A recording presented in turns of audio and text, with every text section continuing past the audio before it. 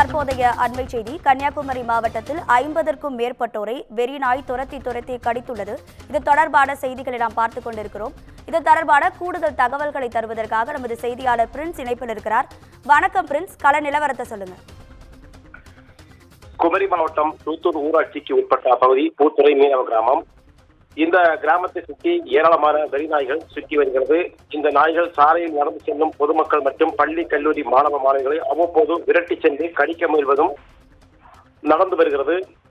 இது குறித்து அப்பகுதி மக்கள் பலமுறை சம்பந்தப்பட்ட அதிகாரிகளிடம் கூறியுள்ளனர். ஆனால் தெருநாய்கள் மற்றும் வெறிநாய்களை பிடிக்க எந்த நடவடிக்கையும் எடுக்கவில்லை. இந்த நிலையில் பூத்துறை பகுதியில் குடியிருப்பு பகுதியில் இன்று மக்கள் அதிகமாக வசிக்கும் இடத்தில் தெருநாய் ஒன்று அந்த பகுதியில் உள்ள பொதுமக்களை துரத்தி கடித்துள்ளது. இதில் பச்சிளம் குழந்தை உட்பட 50க்கும் மேற்பட்டோர் பாதிக்கப்பட்ட நிலையில் பலத்த படுகாயமடைந்தவர்கள் தூத்தூர் அரசு ஆரம்ப சுகாதார நிலையத்தில் முதலுதவி சிகிச்சை அளிக்கப்பட்டது.